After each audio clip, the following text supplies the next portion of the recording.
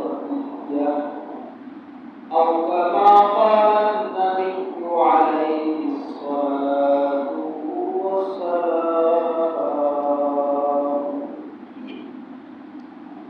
إن الله ملائكته يصلون على النبي يا أيها الذين آمنوا صلوا عليه وسلموا تسليما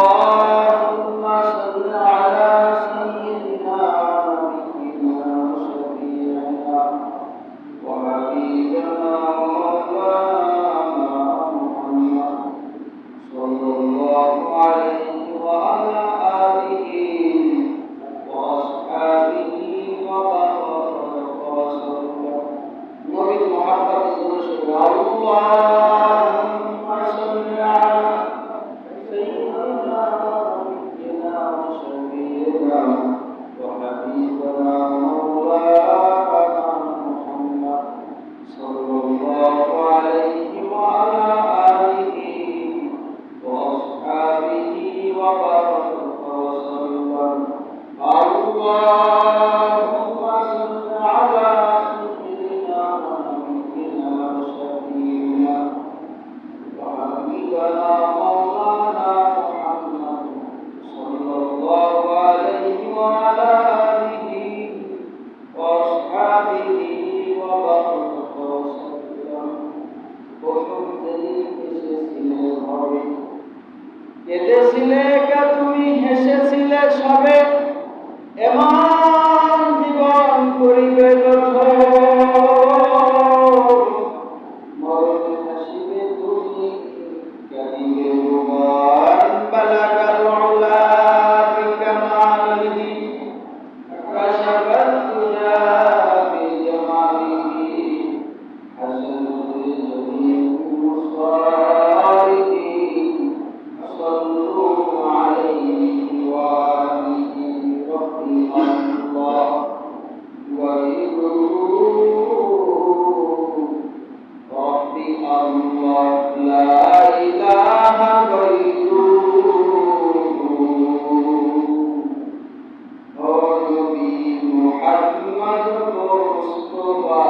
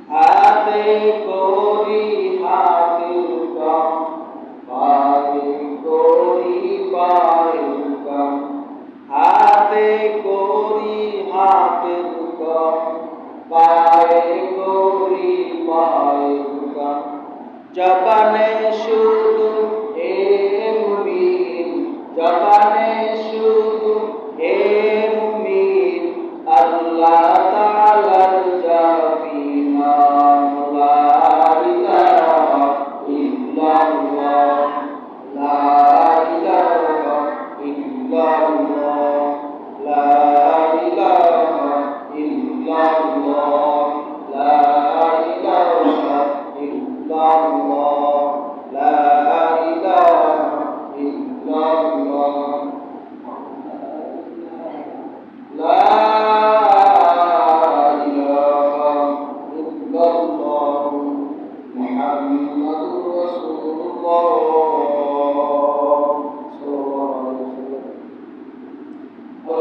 প্রতিপালককে শুকর যে মাওলাই কারীম ফিতনা ফাসাদের জমানায় কিছু কাজ থেকে বিরত রেখে জাকিরিন শাকিরিনদের মজলিস আল্লাহ ওয়াবাদের মজলিস অনেক দামি মেজবান আজকে পবিত্র জুমার দিন জুমার নামাজ আদায় করার জন্য আল্লাহ তাআলার ঘরে আসার মতন বসার মতন কিছু কথা শুনবার মতন তৌফিক দিয়েছেন সেই মহান রব্বুল আলামিনের কাছে একবার শুকরিয়া আদায় করি আলহামদুলিল্লাহ। যে মহান রব্বুল আলামিন যাচাই করে বাছাই করে মায়া দিয়ে মমতা দিয়ে আজকে পবিত্র জুমার দিন জুমার নামাজ আদায় করার তৌফিক দিয়েছেন সেই মহান রব্বুল আলামিন কত দয়ালু কত দয়াবান যে আপনাকে আমাকে মায়াবান করে বানাই আমাদেরকে আজকে পবিত্র জুমার দিন দীর্ঘ এক সপ্তাহ পর আবার হায়াতে দান করে মসজিদে আসার মতো বসার মতো তৌফিক দিলেন। আবার একবার কালিমাতুশ শুকর আদায় করি আলহামদুলিল্লাহ। দেখেন আল্লাহ রব্বুল আলামিন মানুষ বৃদ্ধ হয়ে যায় বুড়ো হয়ে যায় এই সপ্তাহের ভিতরে চিন্তা করেন গেছে শুক্রবার থেকে এই শুক্রবার পর্যন্ত কত মানুষ দুনিয়া থেকে বিদায় হয়ে গেছে নিজেও বেড়ে নেই কেউ বলতে পারবে দুনিয়া থেকে গেছে শুক্রবার থেকে এই শুক্রবার পর্যন্ত কত মানুষ দুনিয়া থেকে বিদায় হয়ে গেছে কেউ বলতে পারবে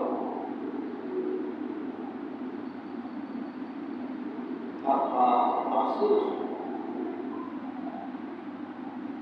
আমি একটা কোরআনুল কারীম থেকে আয়াত তেলাওয়াত করলাম নবী করিম সাল্লাল্লাহু আলাইহি ওয়াসাল্লামের বাণী থেকে একটা হাদিস তেলাওয়াত করলাম এর কিছু সংক্ষিপ্ত আলোচনা আপনাকে ধৈর্য সহকারে শুনবার মতন আমাকে ধৈর্য সহকারে বলার মতন তৌফিক দেন সবাই বলুন আমিন।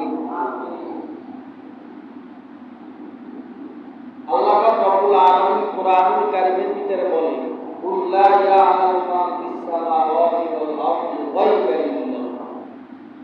গায়বের মালিক কোন দুনিয়ার জমিনের কোন ব্যক্তি না এমনকি নবীরাও গায়বের মালিক ইল্লাল্লাহ একমাত্র আল্লাহই গায়ব।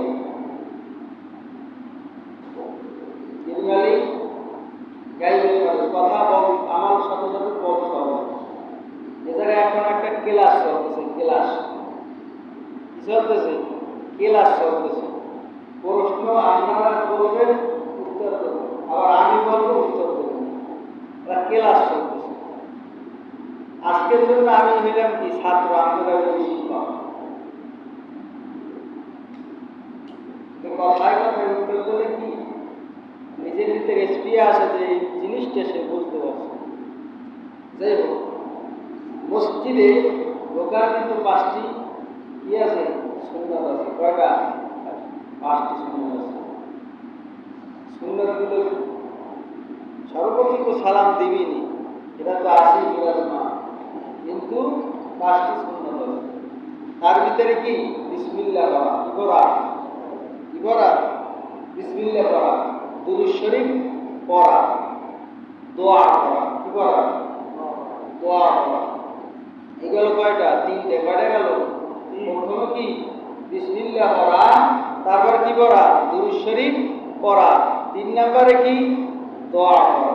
এখন যদি 3টে একসাথে বলতে যাই 3টে কি একসাথে বলতে যাই তা বিসমিল্লাহি ওয়াস সালাতু ওয়াস সালামু আলা রাসূলিল্লাহ আল্লাহুম্মা ইফতাহ লি আবওয়াবা রাহমাতিক।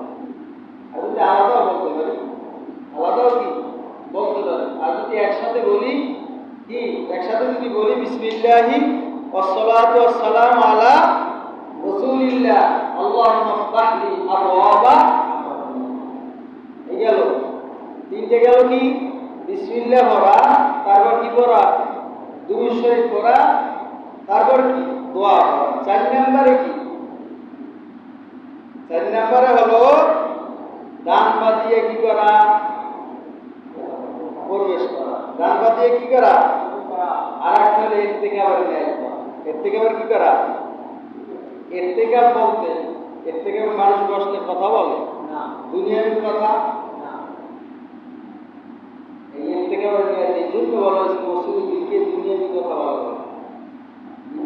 কথা বলা যাবে না। 1 নম্বরে কি বললাম? বিসমিল্লাহ পড়া, দুরূদ শরীফ পড়া, তারপর কি দোয়া পড়া, ডান পা দিয়ে কি করা? প্রবেশ করা, আর ইত্তেকাবের নিয়ত। এখন মসজিদ থেকে বাহির হওয়ার 5টি সুন্নাত। কয়টা? 5টি সুন্নাত। 1 নম্বরে বিসমিল্লাহ পড়া, দ্বিতীয় নম্বরে কি দুরূদ পড়া, তৃতীয় নম্বরে দোয়া পড়া। এখন যদি দুইটা একসাথে করি, বিসমিল্লাহি ওয়াসসালাতু ওয়াসসালামু আলা রাসূলিল্লাহ, এবার কি আল্লাহুম্মা ইন্নী আসআলুকা মিন ফাদলিক, এই দোয়া পড়া। মানে একসাথে যদি করি, দুরূদ শরীফ মিলিয়ে বা সুবহানাল্লাহ মিলিয়ে যদি করি, তাহলে কি বিসমিল্লাহি ওয়াসসালাতু ওয়াসসালামু আলা রাসূলিল্লাহ আল্লাহুম্মা ইন্নী আসআলুকা মিন ফাদলিক। তারপর চতুর্থ নম্বরে হলো কি বাম পা দিয়ে কি করা? বাইর হওয়া। বাম পা দিয়ে কি হওয়া? বের হওয়া। ডান পা দিয়ে উঠলাম, বাম পা দিয়ে কি করবো? বাইর হওয়া। তারপর ডান পায়ের জুতা আগে পরিধান করো। ডান পায়ের জুতা আগে পরিধান করো। প্রথমে গেলে কি বিসমিল্লাহ বলবো, মানে বাইর হওয়ার কি 5টা সুন্নাত করতেছি। প্রথমে কি বিসমিল্লাহ বলবো, তারপর কি দোয়া দুরূদ শরীফ করব, তারপর দোয়া করব, তারপর হলো কি বাম পা দিয়া বের হব, তারপর ডান পায়ের জুতা আগে পরিধান করব। ডান পায়ের জুতা আগে পরিধান করব। এটা হলো কি আগের সুন্নাত 5টা, পরের সুন্নাত কি 5টা। আল্লাহ তাআলা রব্বুল আলামিন কত নবী করিম সাল্লাল্লাহু আলাইহি ওয়াসাল্লাম কত সুন্দর, যাতে বুড়া না সব। এক আল্লাহ রাসূলুল্লাহ সাল্লাল্লাহু আলাইহি ওয়াসাল্লামের জমানায়, সম্ভবত ঈসা নবী হতে পারে বা মুসা নবী হতে পারে, শুনেছি ঘটনাটা। লোভে পাপ, পাপে কি লোভে পাপ, পাপে আমল বাড়ি হয়। লোভে পাপ, পাপে কি মৃত্যু। নবী রাস্তা দিয়ে খাদেমকে নিয়ে যাইতেছে, প্রতিমধ্যে ক্ষুধা লাগে, ক্ষুধা লাগছে। এখন নবী খাদেমকে বলতেছে, খাদেম একটু বিশ্রাম করি, আমাদের রুটি নিয়ে এসে 3টে। কয়টা? 3টে রুটি নিয়ে এসে। 3টে রুটি নিয়ে আসার পর খাদেমকে বললো, তুমি একটা খাও, আমি একটা খাও। তুমি একটা খাও, আমি একটা খাই। 2টে রুটি খাইতো, হয়েছে কয়টা? একটা। আবার কিছুদিন পথ চলতে চলতে ক্ষুধা লাগলে আবার খাও। তাই কি করলো খাদেম? কি করলো? লোভে ভাব, খাদেম হুজুরে বিশ্রাম করতে যেয়ে ঘুমিয়ে গেছে। নবী কি করছে? ঘুমিয়ে গেছে। এইভাবে রুটিতে খেয়ে রয়েছে। রুটিতে কি এখন নবী উঠে বলতেছে, খাদেম ক্ষুধা তো লাগছে, রুটি একটা তো ছিল, সেই রুটি দেখুন, আমি জানি না, ব্যাকতালাশ করো, আমি জানি না। বলে কি আমি জানি না।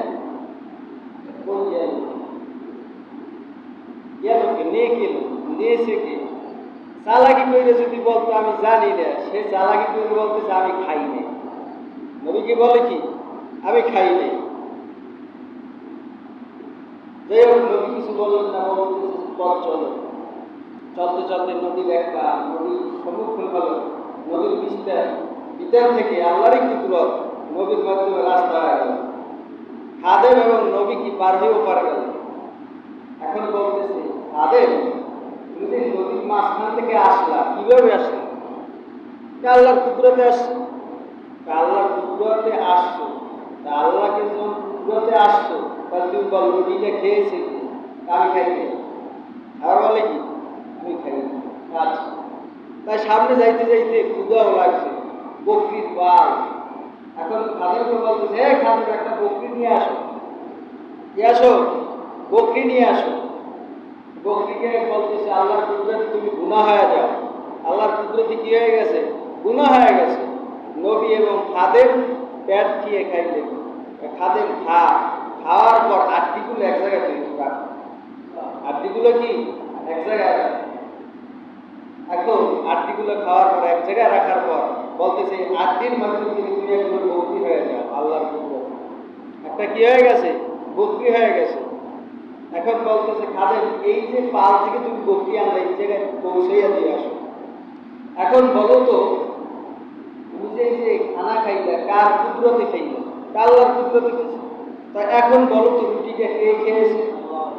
তারপর বলতেছে খাদেম কি বলতেছে কি, আমি খাই নাই। আর কথাই হলো কি, আমি খাই নাই। নবী কিছু বললেন না। সামনে দেখতেছি বিশাল একটা বালুর পাহাড়। পাহাড়কে বলতেছে আল্লাহর কুদরতে তুমি স্বর্ণ হয়ে যাও। কি হয়ে যাও? স্বর্ণ হয়ে যাও। এখন নবী আলাইহিস সালাতু ওয়াস সালাম 3টে বাক করলেন। কয়টা? চালাক দেখছেন নবীর মাধ্যমে 3টে বাক করলেন। কয়টা? একটা আমার, একটা খাদেম তোমার, আর একটা। এখন আর কোনো কথা বলেন না।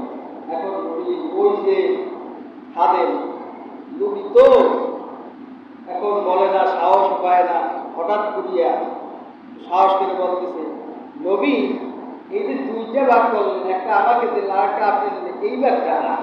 যে রুটি চুরি করছে তার, যে রুটি চুরি করছে তার। এখন খাদেম চিন্তা করতেছে 2টা ভাগ কেমনে সহ্য। হে আল্লাহ রাসূল, কিছু মনে করবেন না, রুটিটা আমি খেয়েছি, রুটিটা আমি খেয়েছি। লোভে ভাগ পাবে, যাই হোক রুটিটা আমি খেয়েছি। এখন নবী বলতেছে, ওই 2 ব্যাগ তুমি নিয়ে যাও, আমার ব্যাগটা তুমি নাও, তোমার সাথে আমার কোনো সঙ্গ না, আমি চললাম, তুমি যাও। তো যাই হোক যাইতেছে সব কিছু নিয়ে।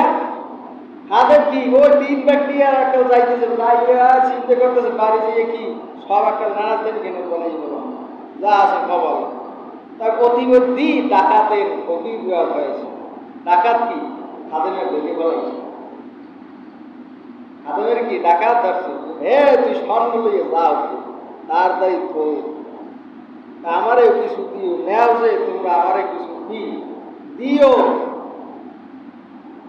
যাই হোক এখন কারা দুধ ভাগ করবে পরে দুধা লাগছে, তুই যে নিয়ে খাদেম কি করলো, রুটি আনতে গেল। ওই জায়গায় কি ওই যে লোভে ভাগ বাবু চিন্তা করতেছি, ওরা আমার দিকে দিয়ে যাই, রুটির ভিতরে আমি বিষ দেই, তারপর নিয়ে যাই, ওদেরকে মেরে সব আমি বানিয়ে দিয়েছিলাম। ওদের থেকে ডাকাইতে চিন্তা করছি, ও আসলে অনেক তরবারি দিয়ে কত করবে, আমরা নিয়ে যাব। লোভে ভাগ বাবু। যাই হোক যখন খাদের রুটি নিয়ে আসলো, আসার সঙ্গে সঙ্গে কতগুলো কি খাদের বিক্রি হয়ে গেল, বাইরে ফেলে। এখন ওই যে রুটির ভিতরে বিষ, ওইগুলো কি 2 টাকা দেখাচ্ছে। খাওয়ার পর 2 জন গিয়েছে, মৃত্যুবরণ করছে। খাদেমের জায়গায় খাদেম রইল, ডাকাতের জায়গায় ডাকাত রইল, স্বর্ণের জায়গায় স্বর্ণ রইল।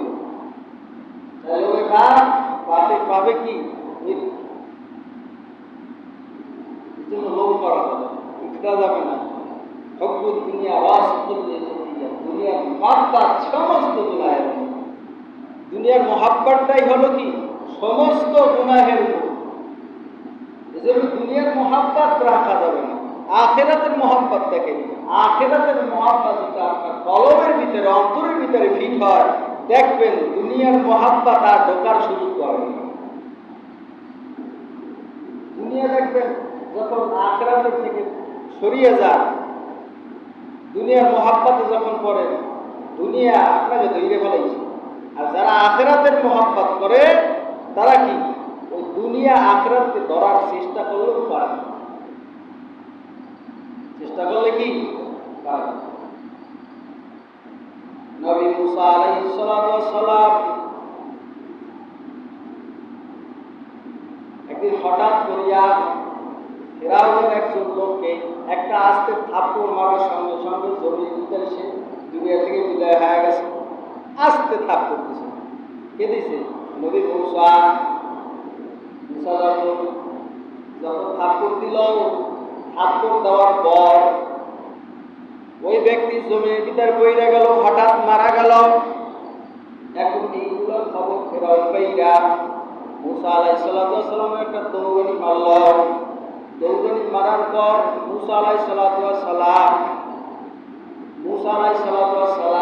সে দৌড়ানি খেলায় সে ইয়ামান দেশে চলে গেল। কোথায় গেল? মিশর থেকে ইয়ামান দেশে চলে গেল। এখন প্রতিবন্ধী যখন যাইতেছে দেখতেছে দুই যুবতী মেয়ে দাঁড়াই রয়েছে অনেক একটা কূপের ভিতরে পানি খাওয়ায়। সব বকরির পালগুলো ওই জায়গায় জমা হয়ে পানি খাওয়ায়। কেন পানি খাওয়ায়? সবাই পানি খাওয়াইতেছে। এখন ওই যে দুইজন মহিলা দাঁড়াই রয়েছে, এইগুলো আবার মুসা আলাইহিস সালাম দেখলেন। দেখে বলতেছে মহিলা মানুষ, সে দাঁড়াই দেখবে। তার হাতের থেকে ওই মহিলার হাতের থেকে বকরি দুইটা গিয়া আগে থেকে কূপের উপরে, সেই কূপের উপরে একটা ডাকনা ছিল। ইমানি শক্তি ছাড়া খোলা সম্ভব না, এত পরিমাণ ওজন ছিল। সবাই মিললে জাগাইয়া তারপর কি করতো? পানি খাওয়াইতো। মুসা আলাইহিস সালাম সে একলা ওই ডাকনা উঠিয়া বকরিকে পানি খাওয়াইয়া তারপর কথা হয় না, তারপর ওই মহিলাদের হাত দিয়ে দিল। এখন তাড়াতাড়ি বাইরে গেল। বাড়ি যাওয়ার পর এখন বলতেছে, বাবা জিজ্ঞাসা করতেছে, তোমরা আগে তো দেরি করে আসলা, এখন কেন তাড়াতাড়ি আসলা? কেন তাড়াতাড়ি আসলা? কি কারণে আসলা? কেন তোমরা তাড়াতাড়ি আসলা? কি কারণে আসলা? একজন বীর পুরুষের আবির্ভাব হয়েছে। বীর পুরুষের আবির্ভাব হয়েছে। বীর পুরুষকে সেও কিন্তু একজন নবী। সেও কি নবী? সে ছিল শুআয়ব আলাইহিস সালাম। নবী শুআয়ব আলাইহিস সালামের মেয়ে ছিলেন। নবী মুসা আলাইহিস সালামকে ডাকলেন। ডাকার পর বলতেছে, তোমাকে কি বলা হয়েছে? তুমি তাড়াতাড়ি পানি খাওয়াইয়া দাও। না, বলা হয় নাই। আমি আল্লাহর রাস্তায় মাপ চাই। মাপ চাইলে তো আমি মাফ করবো না। তা কি করতে কর? 10 বছর আমার বাড়িতে কাজ করতে হবে। মুসা আলাইহিস সালাম রাজি হয়ে গেলেন। কি হয়ে গেলেন? রাজি হয়ে গেলেন। মুসা আলাইহিস সালাম রাজি হলেন। 10 বছর অতিবাহিত হওয়ার পর এখন বলতেছে, আমাকে মাফ করে দেন। এখন মাফ করা যাবে না। কারণ কি? আমার মেয়ে সবুরাকে তুমি বিবাহ করো। কি করো? সবুরাকে কি বিবাহ করো। তা করলেন। 10 বছর পর তার গর্ভের ভিতরে সন্তান আসলেন। আবার ওই মিশরের থেকে রওনা করলেন। নবী মুসা আলাইহিস সালাম আজরাইল আলাইহিস সালাম এসে তার জান কবজ করবে। সেই সময় এমন আস্তে করে একটা থাপ্পড় মারার পর আজরাইলের চোখ একটা কানা হয়ে গেছে। কানা হয়ে গেছে। এখন আবার ওই আজরাইল আলাইহিস সালাম আল্লাহর কাছে গেলেন। কার কাছে বাড়াইছেন? কোন নবীর কাছে বাড়াইলেন? ওই থাপ্পড় মারলেন, আমার চোখ কানা হয়ে গেছে। তোমার দোষ কি? আমি সালাম দিই না, এই জন্য আমাকে একটা থাপ্পড় মারলেন। আগে মানুষের আমি সাইজ করতাম, এখন মানুষ আমার সাইজ করে দেয়। আগে মানুষের ই করতাম, যে আজরাইল মানুষের সাইজ করে না কথা হয়, আর মানুষ আমার সাইজ করে দেয়। কেমন নবী? এই জন্য আমাদের ভিতরে এখন সালাম নাই, কি নাই? সালাম নাই, মহাব্বত নাই। সালামের ভিতরে হইল মহাব্বত। সালামের ভিতরে কি? মহাব্বত। এখন সালাম দেব বাবা মাকে সালাম দেব। তা না কইরা বেয়াই সালাম দার আছে না? স্বাস্থ্য ভাই স্বাস্থ্য বোন সালাম দেয়, কিন্তু ঘরে বাপ মারে সালাম দেয় না। সালামের ভিতরে একটা মহাব্বত আছে, আকর্ষণীয় আছে কিছু। সালামের ভিতরে মহাব্বত আছে, আকর্ষণীয় আছে। এই জন্য যাদেরকে বিবাহ করা হারাম, যাদেরকে বিবাহ করা জায়েজ, তাদেরকে সালাম দেওয়াও বিবাহের আগে ঠিক হবে না, হারাম। যাদেরকে বিবাহ করা জায়েজ, যাদেরকে কি করা? বিবাহ করা জায়েজ, এখনো বিবাহ হয় না তার সঙ্গে, সেই সময় সালাম দেওয়া হারাম। স্বাস্থ্যবিহীনের সাথে দেখা দেওয়া কি জায়েজ? হারাম। ফুফাতো বোনের সাথে দেখা দেওয়া না জায়েজ না হারাম। খালাতো বোনের সাথে মনে হয় দেখা দেওয়া কি জায়েজ, তাও হারাম। মামির সাথে দেখা দেওয়া কি জায়েজ না, তাও হারাম। কাকির সাথে দেখা দেওয়া কি জায়েজ, তাও হারাম। দেখা দেওয়া কি হারাম। এইরকম যে উপর থেকে নিচ পর্যন্ত যেই রকম মনে করেন আপনার নাতি বিবাহ দিছে, তার যে স্বামী আছে, স্বামীও কিন্তু নানির সাথে দেখা করতে পারে, দেখা দিবে কিন্তু মরার সময় থাকতে পারে, কারণ সে হইল অন্য পুরুষ, সেও বহু পুরুষ। এজন্য কিছু কিছু জায়গায় সমস্যা হয়, কিছু কিছু জায়গায় সমস্যা হয়। এই জন্য যাদের সাথে দেখা দেওয়া জায়েজ নাই, তাদের সাথে দেখা দেওয়া কি হারাম। আর যাদের সাথে দেখা দেওয়া জায়েজ, নিজের মা, নিজের বোন, নিজের বাগ্নিপতি, কি নিজের বাগ্নিপতি, নিজের ভাইয়ের ছেলে মেয়ে, আবার কি নিজের ভাইয়ের মেয়ে, তাদের সাথে আরো আছে দুধ দুধ ভাই, তাদের সাথে দেখা দেওয়া কি জায়েজ, কিন্তু বিবাহ করা হারাম। বিবাহ করা কি হারাম। আর যাদের সাথে দেখা দেওয়া জায়েজ নাই, তাদেরকে বিয়ে করা কি কথা কয় না জায়েজ আছে। যাদের সাথে দেখা দেওয়া জায়েজ নাই, বিয়ে করা জায়েজ আছে। আর যাদের সাথে দেখা দেওয়া হারাম, তাদেরকে বিয়ে করা জায়েজ নাই। কি নাই? জায়েজ নাই। এই আমাদের অবস্থা। সালাম বলতে নাই। মুরব্বী দেখলে আগে দেখতাম রাস্তাঘাটে চলতাম, ছোট কার বড় দেখলি সালাম, সালাম নাইকে বুঝতে সালাম নাইকে বুঝতে দিনী শিক্ষা তাদের ভিতরে নাই, ইসলামী শিক্ষা তাদের ভিতরে না থাকার কারণে সালাম দিয়েছে।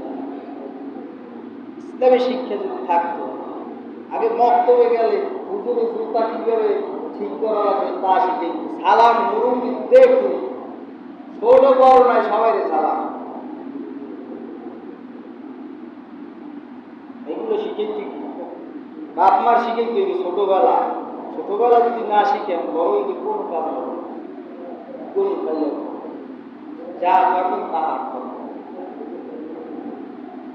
তাই গাইবের মালিক নাকি আল্লাহ, গাইবের মালিক। নবীরাও কি গাইবের মালিক না। ওই ভারতের জমিনে শাহ আতাউল্লাহ বুখারী, তার কাছে বয়ান করতেছে, বয়ানের ভিতরে একজন যুবক উঠে বলতেছে, হুজুর জান্নাত তো সব পাওয়া যায়, জান্নাতে কি বিড়ি পাওয়া যায়? আতাউল্লাহ বুখারীকে জিজ্ঞাসা করতেছে, জান্নাতে সব তো পাওয়া যায়, বিড়ি পাওয়া যায়? আতাউল্লাহ বুখারী ডাক দিয়ে কয়, বিড়ি পাওয়া যায়, কিন্তু আগুন তৈরি জাহান্নামে কাছে যাওয়া লাগবে। আগুন আনতে গেলে আগুন তো ধরার লাগবে, বিড়িতে ধরার লাগবে না। এখন তো দুনিয়ার মানুষকে দেখা যায় বাম হাতে চা, ডান হাতে বিড়ি, কি মনের সুখে খায়। একজনকে এক মুরব্বীকে আমি জিজ্ঞাসা করলাম, কাকা আপনি কেন এত পুরো বয়স হয়ে গেছে, নামাজের তো খবর নাই, আপনি এখনো বিড়ি খান, কারণ কি? বাবা কইব না, ঘুম ঠিক মতন আসে না, বাথরুম ঠিক মতন হয় না, চিন্তায় চিন্তায় বেকুল হয়ে গেছে। আসে না নাই বাংলা তোমার চিন্তা তো নামাজের ভিতরে থাকবে, নামাজ পড়বা বাংলা চিন্তা তোমার উঠে নিবে। নামাজের দাম নাই, বিড়ির ভিতরে কি তোমার চিন্তা সব ঢুকাইয়া থাকেনি। বাথরুম ক্লিয়ার হয় না, আল্লাহ যদি একদিন কয় তোর বাথরুম হয় বন্ধ করে দেব, কোন বাপের বেটা আছে যে বাথরুম করাইতে পারবে? পারবে? বিড়ির ভিতরে তোমার বাথরুমের সম্পর্ক কি? আমার ঘুম হয় না, আল্লাহ যদি চক্ষু বন্ধ করাইয়া দেয়, কোনো কেউ কোনো শক্তি নাই চোখ মেলা। এতটুকু পরিমাণ চিন্তা মানুষ। জাহান্নামের খাদ্য বিড়ি, যার নাম খান, এখনই যার নাম কামাই করে নিতেছেন তার ঘর না। যে রব্বুল আলামিন তোমার মার গর্ভের ভিতরে রাখলো, নাভি দিয়ে তোমাকে খাওয়াইছে, মার নাভির সাথে মুখটাকে পবিত্র রাখছে এই জন্য যে আমার বান্দা দুনিয়ায় আইসা আমার কালাম করবে, আমাকে ডাকবে, নবীর সুন্নাত অনুযায়ী চলবে, নবীর সুন্নাত অনুযায়ী চলবে।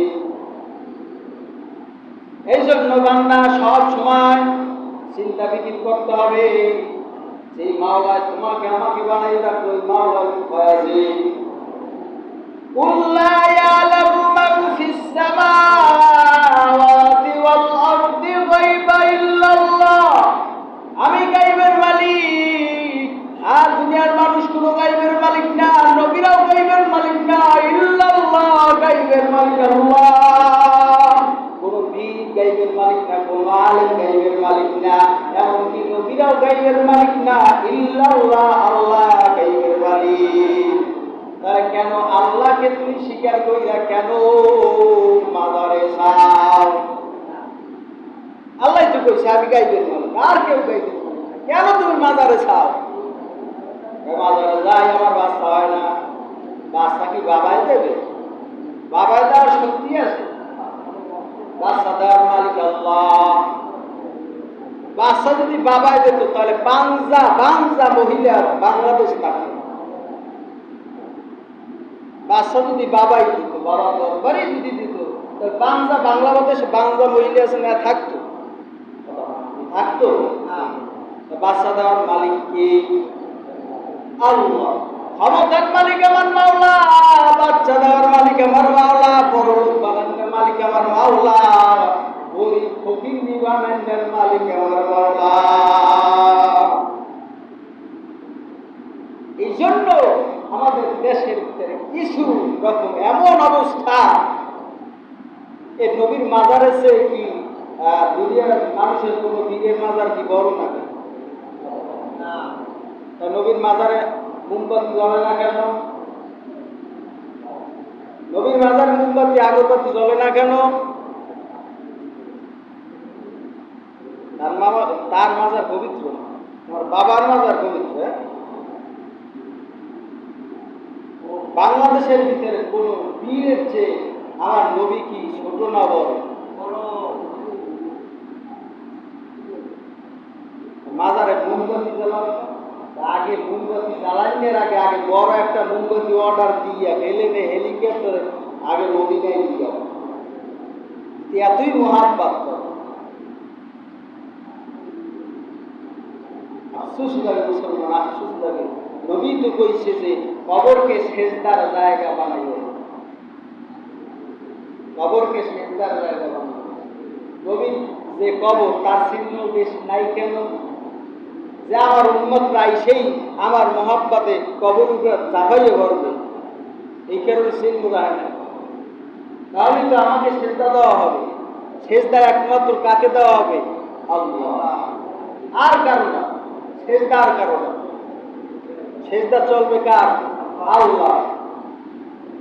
মহাব্বত থাকবে। দুনিয়ার ভিতরে সব হলো স্বার্থ, সব স্বার্থ। যে মা বাবার মহাব্বত করে সেই মা বাবাও স্বার্থ কারণে ডাক্তাইয়ে লাইথেই সরাই দেয়, দেয়। কারণ আঘাত লাগছে, একজন আর তিনার স্বার্থ নাই, সে হল আল্লাহ। দ্বিতীয় হইল নবীর স্বার্থ নাই। নবী মেরাজ যখন গেছেন, নবী হাবলি উম্মতি, আমার উম্মতদেরকে বাঁচাও। নবী যখন বোরাকে চললেন, আমি বোরাকে যাবো আর আমার উম্মতরা খাইতে বুঝিরত পারি দেবে, এটা আমি নবী মানতে পারি না। সেই নবীর মহাব্বত থাকবে না। সেই মহাব্বত কি? মহাব্বত নাই আমাদের অন্তর্ভুক্ত, নবীর মহাব্বত নাই। আবার আশেকে রাসূল দাবি করি। তুমি আশেকে রাসূল না, আশেকে শয়তান। আশেকে রাসূল ওই ব্যক্তি দাবি করতে পারে যে নবীর সুন্নাত অনুযায়ী চলে। আমার নবীর সুন্নাত নাই, আমি আশেকে রাসূল দাবি করি, এটা বোকা ছাড়া কিছু হলো না। এই সেই নবীর মুহাব্বত নাই। এই অবস্থা এখন বর্তমানে তো আহলে হাদিস বের হয়েছে, এখন বর্তমানে আহলে কোরআন বের হয়েছে, এরা হাদিস মানে কোরআন মানে কোরআনে নামাজের কথা আছে 3 ওয়াক্ত, সে 3 ওয়াক্ত মানে কোরআনে তো বলা আছে 3 ওয়াক্ত, এখন কোন সময় বক্তব্য হ্যাঁ তো পাওয়া নেই, হ্যাঁ মানবে কেমন? এরা হইল গোমরা, আর যারা আহলে হাদিস দাবি করে এরাও গোমরা। যারা দুইটা জিনিস মানে তারাই হলো হক, আহলে সুন্নাত ওয়াল জামাত এরাই হক। এজন্য বুঝাইতে চাইছি যে নবীর মুহাব্বত আমাদের অন্তরে থাকা দরকার আছে। আমি গালি দেওয়ার উদ্দেশ্যে বলি না, বুঝানোর জন্য বলছি, কেউকে নিষে করার জন্য বলি না। মুহাব্বত পয়দা করে, স্বার্থ ছাড়া কোনো মানুষ নেই। আমার ভিতরে স্বার্থ আছে, আপনার ভিতরে স্বার্থ আছে, এইটা বুঝাইতে চাইছি। গালি দেওয়ার উদ্দেশ্যে কথা বলি না, কথা আমার জন্য সবসময় নবীর মুহাব্বত অন্তর্ভুক্ত হওয়া দরকার। যাই হোক, যতটুকু কথা বললাম আপনাকে আমাকে আমল করার মধ্যে। আর একটা কথা, কেউ চিরকাল এক জায়গায় থাকতে পারে, কেউ চিরকাল এক জায়গায় থাকতে পারে, আর একটু বিভিন্ন জায়গায় কি অ্যাডভাইস করা হবে। কেউ এক জায়গায় চাকরি করতে পারে, হ্যাঁ, কেউ এক জায়গায় সবসময় থাকতে পারে, এক জায়গায় কেউ কাজ করতে পারে, এইরকম একটু অনুরোধ করলো তো। এজন্য আপনাদের কাছে একটা আকুল আবেদন, একটা আকুল আবেদন, আমি কোরবানির পর আমি এক জায়গায় থাকতে পারতেছি না। এক, দ্বিতীয়, আপনারা একজন হুজুর দেখেন, আপনারা একজন হুজুর দেখেন আপনাদের পছন্দ অনুযায়ী, আর কোরবানির পর আমি থাকতে পারতেছি না, বাড়ি দিয়ে সমস্যা। আর যে আমরা কোনো সাইড কথাটা কইছি, সাইডে তো এই যে সাইডে লাগাই নিয়ে সালাম বলতে একটা ওয়ালের টাইলস আছে না, আমি 30,000 জমি নগদি আর বাইরে থেকে ভুলে সালাম বলতে পারবো।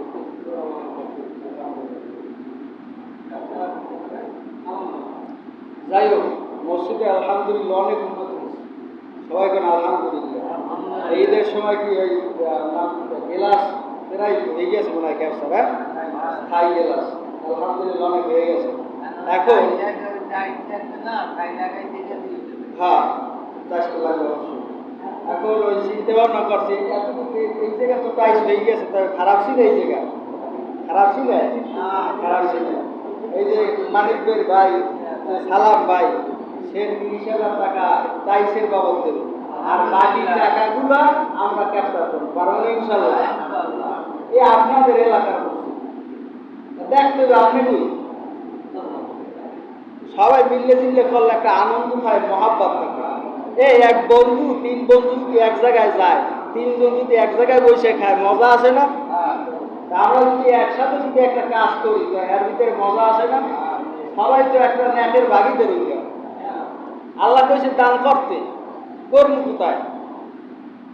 করবো মসজিদে করবো। যাই হোক, এই সালামের অসুস্থ, আল্লাহ তাআলা তাকে শেফা দান করুন, আল্লাহ তাআলা পরিপূর্ণভাবে সুস্থতা দান করুন সবাই। যাই হোক, আমি কি কথা বলতেছিলাম? আপনারা কি একজন হুজুর দেখবেন, আর আমি কোরবানি নেওয়ার চলে যাবো।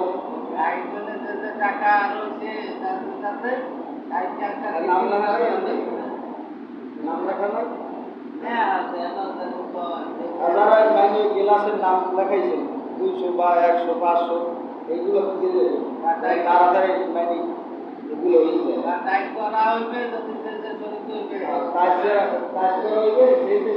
যায়। এটা থাকে আল্লাহর বান্দা, এটা মানে দুনিয়ার বান্দা থাকবে না। এই জন্য কি টাইসের জন্য যারা শরীর হয়ে যাবে, এই যে দিয়ে দেবেন কাকু করে দিতে চাইবে, এত ভালো কাকু করে দিয়ে দেবে, আর তার পয়সা দিয়ে দেবে। ডান্সে করেন, এগুলো কি জানেন? আল্লাহ রাসূল কর এই যে দান করি এই দানগুলো যাইবে জানেন ওই জায়গায় জমা হইতে থাকে, যখন একটু বাজিয়ে যান এই সময় কই যে ওই ব্যক্তি দান করতে 1 টাকা মসজিদে যা এই হিসেবে আমি মাফ করে দিলাম। ওই ব্যক্তি ওই গরিবরে 10 টাকা দিছিল, যা এই হিসেবে আমি মাফ করে দিলাম। এই জন্য দান করবেন বেশি বেশি। আবার অনেক সময় 500 টাকা দিয়ে মনে করেন আমার নামটা কইলে না কে, আরেকজনের 5 লক্ষ টাকা দেয় আমার নাম খবরদার নাই দিতে দেবে। এরাই আবার মসজিদের হিসাব চায়, এরাই আবার কি 500 টাকা দিয়ে আবার মসজিদের হিসাব চায়। আফসোস করে, আফসোস আফসোস। এজন্য কি আমরা একজন হুজুর দেখবেন, আমি ঈদের কোরবানির পর চলে যাবো, আমার একটু বাড়িতে সমস্যা আছে, তারপর বাইরে যাওয়ার চিন্তা ভাবনা আছে।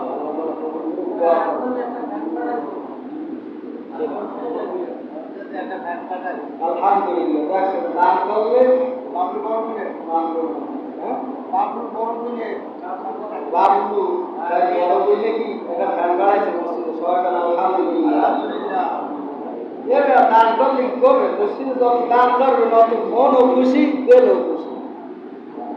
তুই আগে রওয়ানা হয় তুই পিছে রওয়ানা, তুই আগে রওয়ানা হয় তুই পিছে রওয়ানা।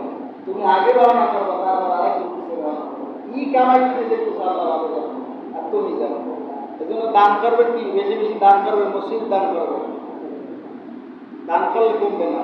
যাই হোক আল্লাহ রব্বুল আলামিন যতটুকু বলা বললাম আপনাকে আমাকে আমল করার তৌফিক দান করুন। আলহামদুলিল্লাহ রাব্বিল আলামিন।